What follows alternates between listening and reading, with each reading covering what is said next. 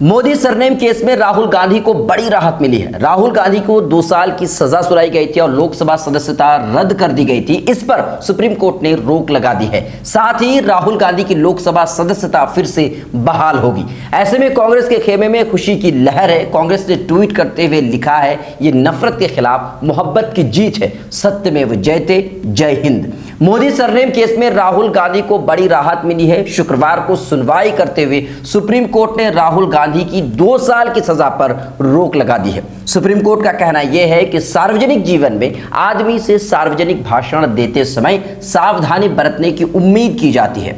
Supreme court ने अवमानना याचिका में राहुल गांधी के हलफनामे को स्वीकार करते हुए कहा कि राहुल गांधी को अधिक सावधान रहना चाहिए था। सुप्रीम कोर्ट का आगे कहना है कि निचली अदालत के न्यायाधीश की ओर से अधिकतम सजा देने का कोई कारण नहीं बताया गया है। अंतिम फैसला आने तक दोष सिद्धि के आदेश पर रोक लगाने की जरूरत है। मोदी सरनेम केस में सुप्रीम कोर्ट जानना चाहता है कि निचली अदालत ने अधिकतम सजा क्यों सुनाई। अगर 1 साल 11 महीने की सजा भी दी होती तो राहुल गांधी की लोकसभा सदस्यता रद्द नहीं होती, वो अयोग्य घोषित नहीं किए जाते। आपको बता दूं कि इसी साल 23 मार्च को राहुल गांधी की लोकसभा सदस्यता रद्द कर दी गई थी और 2 साल की सजा सुनाई गई थी। इसी को लेकर के राहुल गांधी गुजरात हाईकोर्ट पर पहुंचे थे। गुजरात हाईकोर्ट ने राहुल गांधी की मोदी सरनेम केस में दोषी ठहराए जाने वाले निचली अदालत के फैसले के खिलाफ जो याचिका राहुल गांधी ने गुजरात हाईकोर्ट में दी थी, उसे कोर्ट ने खारिज कर दिया था। तब राहुल गांधी ने 15 जुलाई को सुप्रीम कोर्ट में एक याचिका दायर की थी, जिसमें गुजरात हाईकोर्ट के आदेश को